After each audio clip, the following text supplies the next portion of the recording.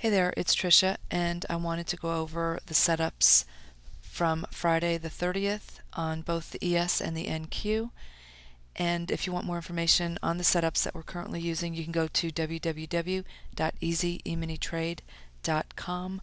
And also, I do have a webinar scheduled for Thursday, August 19th at 8 p.m., and I'll go over the setups during that webinar. And the information for that is on the website as well. And if you could sign up early, that would be great because space is limited. Okay, so we'll start with the NQ. Here's our open here. You can see our dashed line.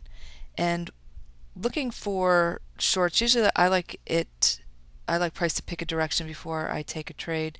So I usually give it a couple minutes before I'm willing to take something. This area here is the close of the previous day. So we have a setup occurring actually right as we break that close of the previous day. So that was actually at 9:35. So willing to take that, hoping to get down to the area of support, and don't quite make it there, but it works out for the first two targets. Under both moving averages here, closed under both moving averages.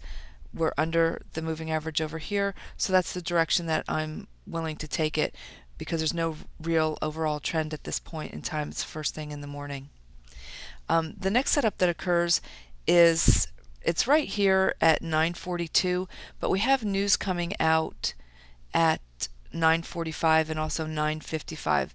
But actually you have a setup occurring here at 9:42 and then here at 9:45, and both of those are on news. So I'm not really interested in them. Both of them worked out fine. I wouldn't have been interested in this as a short because you're not below both moving averages here, so I wouldn't be interested in that.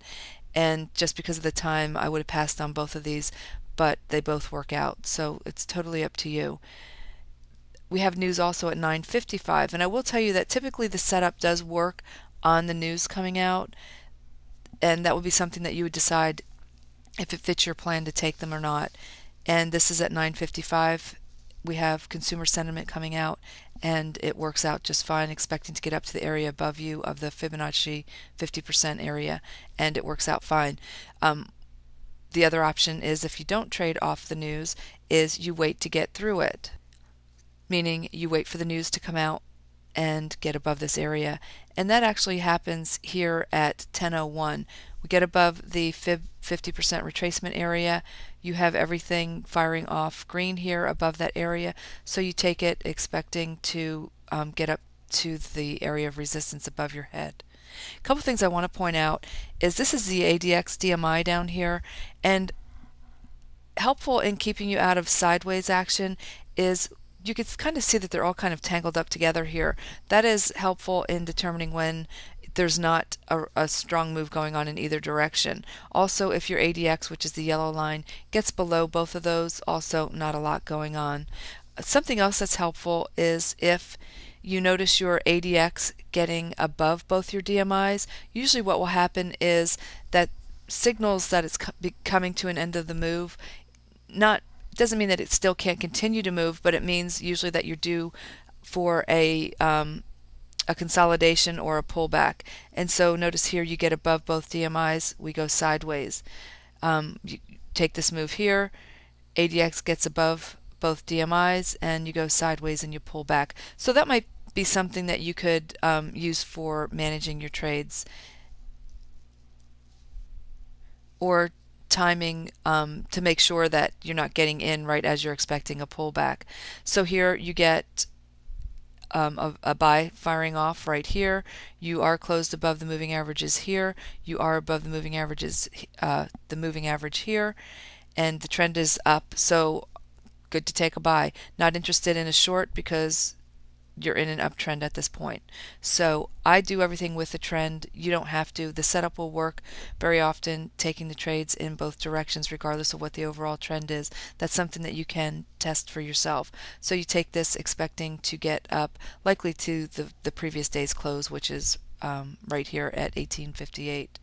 This fires off here at, what time was that? 10:39. And what I mean is this is usually what you're looking for when you want to take a re-entry in something. You see the histogram decreasing in size, and sometimes it'll disappear and go to the opposite color before it starts again, but notice it starts to form here in green, and your line is heading higher here, and you could take that. The issue that I would have with taking that, even though it works out really well, it takes you all the way up to the floor trader pivot point above you, is that you would be taking it right under the close of the previous day. And usually that's an area where you can tend to get stuck. So for something like that, I would be looking to see how much room I had above my head. And if you took it, or you decide to take that, you just know that you might have a difficult time getting through that area. Again, it's totally up to you with what is going to fit with your plan. Nothing to do here because we're not looking for shorts at this point, and then it turns into lunchtime. Again, notice your DMIs and your ADX here, and also want to point out again the ADX getting above both DMIs, and what happens, it goes sideways. So I think that you might find pretty helpful. And now let me just go ahead and do the ES for you. This is the ES, and you do have a short setting up approximately the same time as the NQ. And why I like the NQ is it just moves a lot nicer. And you can usually trade, you can trade 2 contracts to everyone on the ES for just about the same risk, which is nice. But notice we had a much nicer move on our move lower on the NQ than what you had here on the ES. But you get a short setting up, you're below the moving average here, and you're closed below both moving averages here. And realistically, with the spread, you probably got 3/4 of a point out of that. Here you get a buy setting up, and it's the same thing. The arrow's off a little bit, but this is at 9:42. Same thing as what we talked about with the NQ. You have the news coming out at 9:45. So again, up to you if you're willing to take it or not. But you have an opportunity here, and the area that you would be shooting for would be the 50% fib retracement area, which is this dotted line right above price right here. And so you have it there and right at 9:45. This one would have worked for a point. This one looks like I can't imagine anybody would take that right into that fib number. But that one you might have gotten a little something out of. You're not looking for shorts because you're on the top side of the moving average over here, so not interested in taking that. If you did, it worked out. Here you get at 9:55. Again, news is coming out at 9:55. All the same things we just went over on the NQ, but it worked out.